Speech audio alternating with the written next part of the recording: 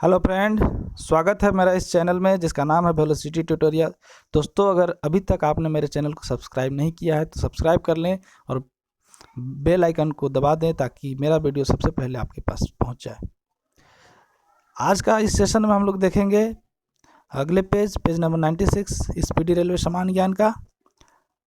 इसमें मुख्य बात है विश्व के प्रमुख घास के मैदान कौन कौन से हैं, फिर है प्रमुख पर्वत एवं उनके प्रकार, फिर है सेनाओं के कमांड और उसका मुख्यालय, वायुसेना, थल सेना, जल सेना, तीनों का।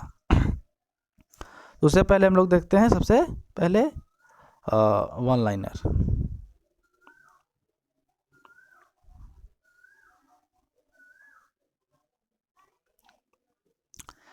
तो पहला क्वेश्चन है गायत्री मंत्र किस वेद में मिलता है। गायत्री मंत्र जो है किस वेद से संबंधित है। ये सबसे पुराने वेद ऋग्वेद से संबंधित है। बांग्लादेश कब स्वतंत्र राष्ट्र बना, तो बताते चले कि बांग्लादेश जो है पहले पाकिस्तान का भाग था जिसको पूर्वी पाकिस्तान बोला जाता था, और 16 दिसंबर 1971 को भारत की मदद से ये एक स्वतंत्र राष्ट्र बना। हाँ, तो ये कब बना? 16 दिसंबर 1971। फिर है टीपू सुल्तान और ईस्ट इंडिया कंपनी के बीच कौन सी संधि हुई थी। तो टीपू सुल्तान और ईस्ट इंडिया कंपनी के बीच एक ही संधि हुई थी, श्रीरंगपट्टनम की संधि, जो तीसरे आंग्ल मैसूर युद्ध के समय में हुआ था। आंग्ल मैसूर युद्ध का एक वीडियो बनाए हुए हैं हम लोग ऑलरेडी, जो मेरे चैनल से आप देख सकते हैं, या उसका लिंक मैं इस वीडियो में प्रोवाइड करवा दूंगा। तो फिर है सीरी के किले का निर्माण कराने वाला सुल्तान कौन था। अलाउद्दीन खिलजी आंसर है इसका, अलाउद्दीन खिलजी। कतर देश की राजधानी, तो आंसर होगा दोहा। बैलाडीला में मुख्य रूप से किसका उत्पादन होता है, कौन से मेटल का, तो लोहा। फिर है स्वतंत्र भारत की प्रथम जनगणना कब हुई थी। तो जैसा कि पता होगा आपको 1947 में भारत आज़ाद हुआ था। उसके बाद पहला जनगणना 1951 में होता है। ये 10-10 साल के अंतराल में होता है। ये 1881 से नियमित रूप से हो रहा है, 81, 91, 1, 11 इस तरह से। फिर है राष्ट्रीय स्टॉक एक्सचेंज की स्थापना कब हुई थी और किस समिति की सिफारिश पे हुई थी। तो नेशनल स्टॉक एक्सचेंज जो है वो 1991 ईस्वी में हुआ था, फेरवानी समिति की सिफारिश पर। फिर है क्रेमलिन कहाँ है, तो क्रेमलिन मॉस्को सिटी में है, मॉस्को नगर में। फिर है चीरहरित कोनधारी वनों में पाया जाने वाला मुख्य वृक्ष क्या है। चीरहरित कोनधारी वनों में पाए जाने वाला मुख्य वृक्ष चीड़ है। फिर ब्राजील के उष्णकटिबंधीय घास स्थल जिसको कि सवाना बोला जाता है को और किस नाम से जाना जाता है, तो उसको कंपोस्ट बोलते हैं, कंपोस्ट के नाम से जाना जाता है ब्राजील का उष्णकटिबंधीय घास स्थल। किसी राज्य की राज्यपाल बनने वाली प्रथम महिला कौन थी, तो इसका आंसर होगा सरोजनी नायडू। प्रथम मुख्यमंत्री का बात करें तो वो थी सुचेता कृपलानी। फिर कृष्ण प्रथम ने एलोरा में शिला कटवाकर कौन से मंदिर का निर्माण करवाया था। कृष्ण प्रथम ने एलोरा में शिला को काटकर कैलाश मंदिर का निर्माण करवाया था। ह्वेनसांग चीन देश से विद्या अध्ययन के लिए कौन सा विश्वविद्यालय में आया था। ये ह्वेनसांग हर्षवर्धन के शासनकाल में आया था और ये नालंदा विश्वविद्यालय में आया था। पंचतंत्र की रचना का श्रेय किसे दिया जाता है, तो ये पंडित विष्णु शर्मा का कृति है। फिर है द्रव की बूंद द्वारा सिकुड़ने तथा न्यूनतम आयतन ग्रहण करने की प्रवृत्ति किस कारण होती है। द्रव की जो बूंद होती है वो सिकुड़ता है और न्यूनतम आयतन ग्रहण करता है। ये किसके चलते होता है, तो पृष्ठीय तनाव के चलते होता है। ये न्यूनतम आयतन ग्रहण करना चाहता है। फिर है बैगनी रंग का तरंगदैर्घ्य सबसे कम होता है। कल हम लोग देखे थे वीडियो में कि कोई भी प्रकाश का जो है कलर उसका जो है वो उसका तरंगदैर्घ्य पर निर्भर करता है। दूध की शुद्धता का मापन किससे होता है? तो दूध की शुद्धता का मापन हम लोग लैक्टोमीटर से करते हैं। निकट दृष्टि दोष को दूर करने के लिए कौन से लेंस का प्रयोग किया जाता है? अवतल लेंस का। सिम SIM का फुल फॉर्म क्या होता है? सिम कार्ड जो हम लोग यूज करते हैं उसका एक्चुअली में फुल फॉर्म क्या होता है सिम का? तो सब्सक्राइबर आइडेंटिटी मॉड्यूल इसका फुल फॉर्म होता है। हर्ष के शासनकाल में उत्तर भारत का सबसे महत्वपूर्ण शहर कौन था? हर्ष के शासनकाल में सबसे महत्वपूर्ण शहर कनौज था। औरंगजेब के गुरु कौन थे? तो मीर मोहम्मद हकीम। फिर है भारत और पाकिस्तान द्वारा शिमला समझौते पर हस्ताक्षर कब किया गया था? तो ये हुआ था 1972 में। बांग्लादेश जब 1971 में आज़ाद हो गया था तो भारत और पाकिस्तान के बीच ये समझौता हुआ था। इंग्लिश चैनल पार करने वाला पहला भारतीय कौन था? पहला भारतीय मिहिर सेन था जो इंग्लिश चैनल को पार किया था। इंग्लिश चैनल कौन से दो राष्ट्रों के बीच है? तो इंग्लैंड और फ्रांस के बीच है। लोकसभा में निर्वाचित सदस्यों की दूसरी सबसे बड़ी संख्या भेजने वाला राज्य कौन है? तो दूसरी सबसे भेजने वाला महाराष्ट्र है, जहां से 48 सांसद चुन के जाते हैं लोकसभा में, जबकि सबसे बड़ा अगर हम बात करें तो है उत्तर प्रदेश, वहां से 80 सांसद लोकसभा में चुने जाते हैं। मुद्रास्फीति किस मूल्य सूची से परिकलित होती है? तो मुद्रास्फीति जो है थोक मूल्य सूची से परिकलित होती है। मेटूर बांध किस नदी पे है? मेटूर बांध कावेरी नदी पर बनाया गया है। दक्षिणी ध्रुवों का अक्षांश कितना होता है? तो दक्षिणी ध्रुव का अक्षांश 90 डिग्री होता है और उत्तरी ध्रुव का भी अक्षांश जो होता है वो 90 डिग्री ही होता है और विषुवत वृत्त जो होता है उसका अक्षांश 0 डिग्री होता है। मनुष्य का सामान्य तापक्रम लगभग कितने डिग्री फ़ारेनहाइट होता है? तो 98.6 डिग्री फ़ारेनहाइट। फिर है डेनमार्क, आइसलैंड, नॉर्वे, स्वीडन और फिनलैंड मिलकर क्या कहते हैं उन लोग को? मतलब पांचों जो कंट्री है डेनमार्क, आइसलैंड, नॉर्वे, स्वीडन और फिनलैंड, ये मिलकर स्कैंडिनेविया इसको बोलते हैं, स्कैंडिनेविया।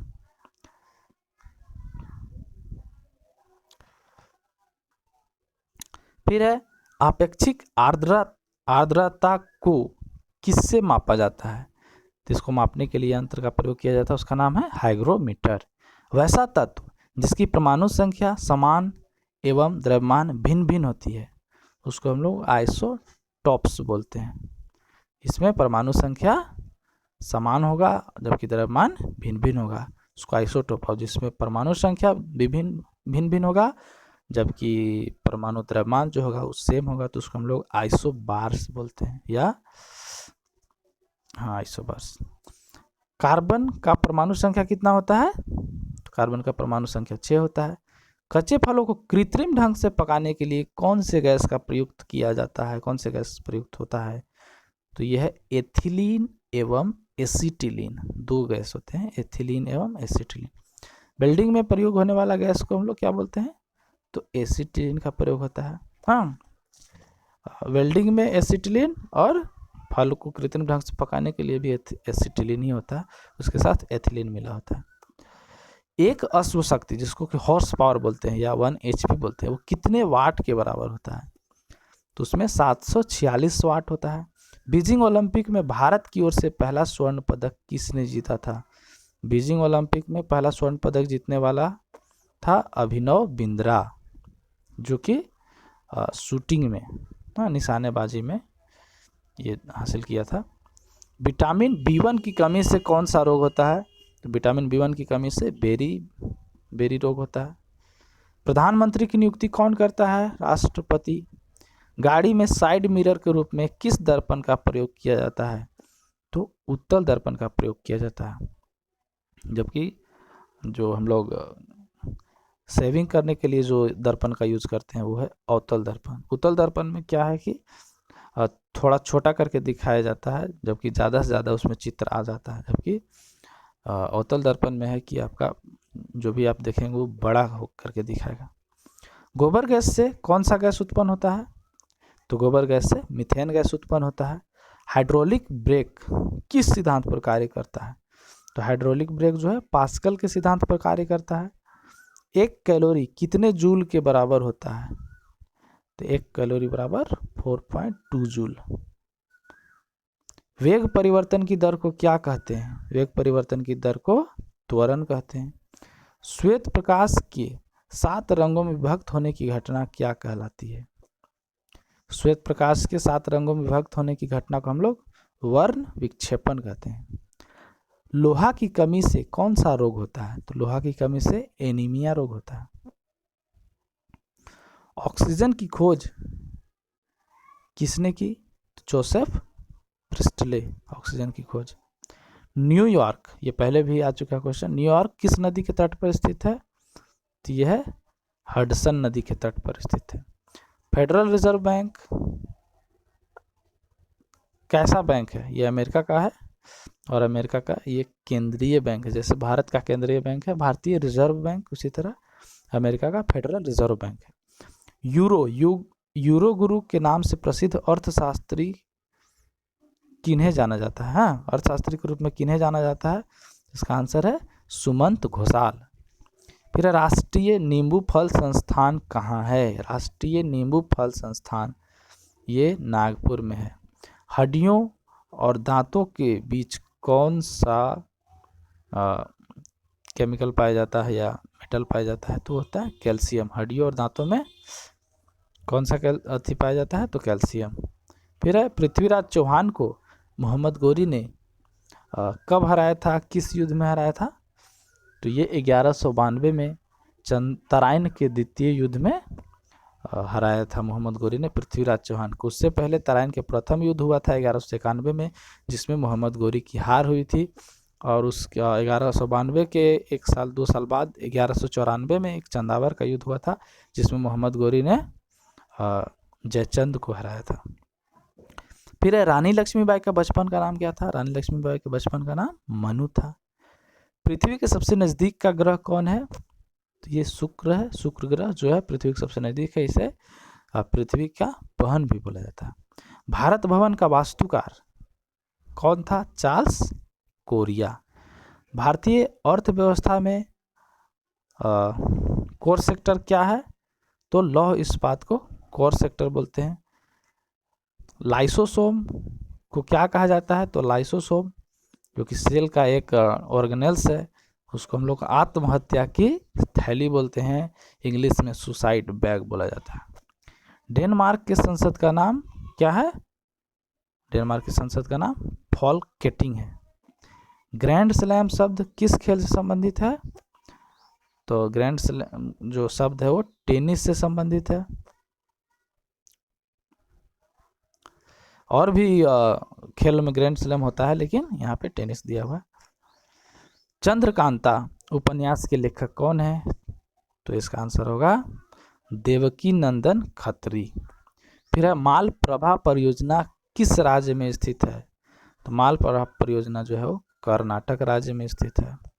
पोंग बांध का निर्माण किस नदी पर हुआ? पोंग बांध का आंसर होगा ब्यास नदी। परमाणु की प्रभावित त्रिज्या कितनी है? 10⁻⁻10 मीटर, या इसको 10⁻⁻10 मीटर को एक एंगस्ट्रॉम भी बोलते हैं। फिर नेशनल स्टॉक एक्सचेंज कहाँ है? तो ये मुंबई में है। नेशनल स्टॉक एक्सचेंज जो है वो मुंबई। अब है घास का मैदान। विश्व के जो प्रमुख घास के मैदान हैं उनके बारे में देखेंगे।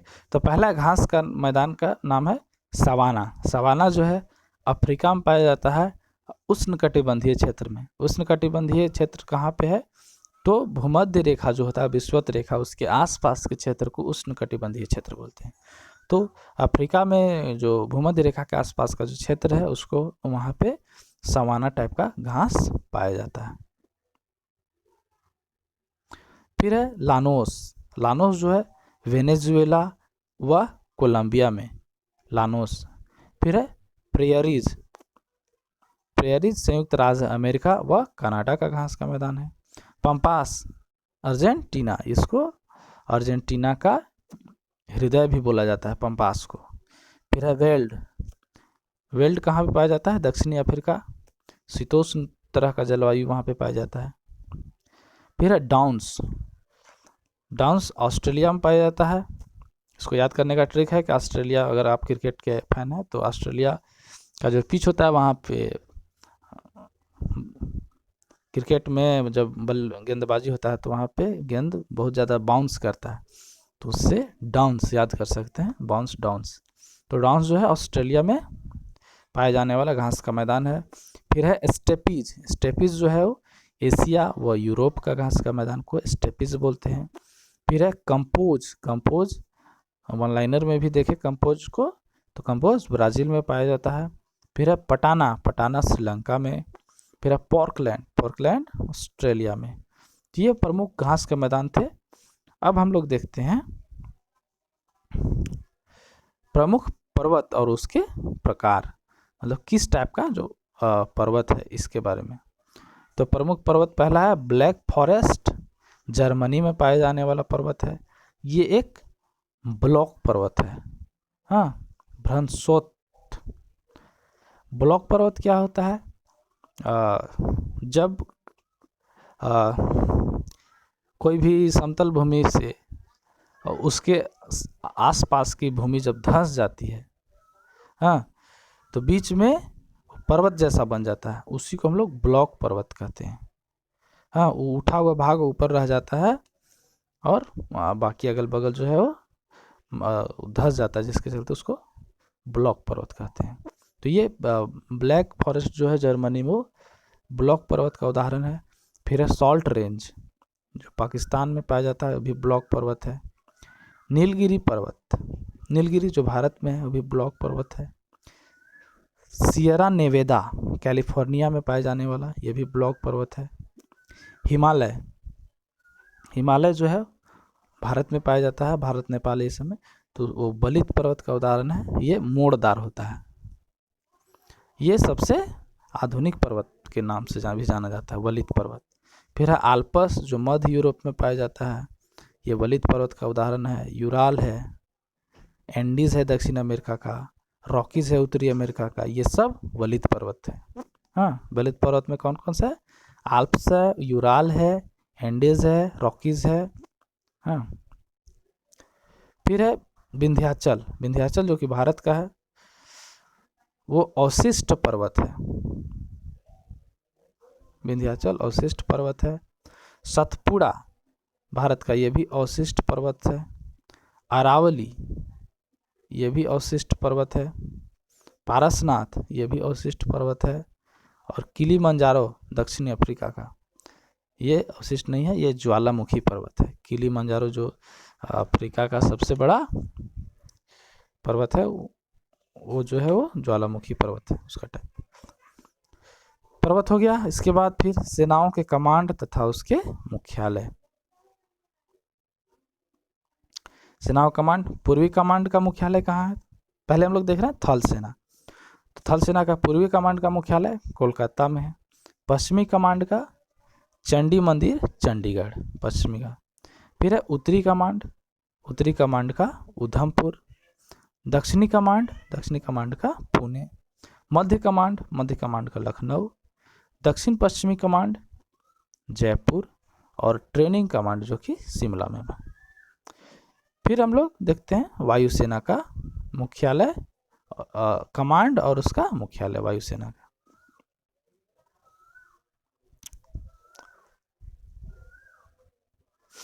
पूर्वी कमांड, वायुसेना का पूर्वी कमांड का शिलोंग में। पश्चिमी कमांड है नई दिल्ली में। दक्षिणी कमांड है तिरुवनंतपुरम। केंद्रीय कमांड है इलाहाबाद में। ट्रेनिंग कमांड है बेंगलुरु में। मेंटेनेंस कमांड है नागपुर में। और दक्षिणी पश्चिमी कमांड जो है वो गांधीनगर, गुजरात में। फिर जल सेना का बात करें तो पूर्वी कमांड जो है वो विशाखापत्तनम में है। पश्चिमी कमांड है मुंबई में। और दक्षिणी कमांड है कोची में। इसका कोई उत्तरी कमांड नहीं है, क्योंकि उत्तर साइड में कहीं पे भी पानी का वैसा साधन नहीं है या किसी तरह का समुद्र नहीं पाया जाता है। तो ये होता है समाप्त। तो वीडियो को पूरा देखने के लिए धन्यवाद। इसी तरह मेरे वीडियो को देखते रहिए और लाभ उठाते रहिए। धन्यवाद। जय हिंद, जय भारत।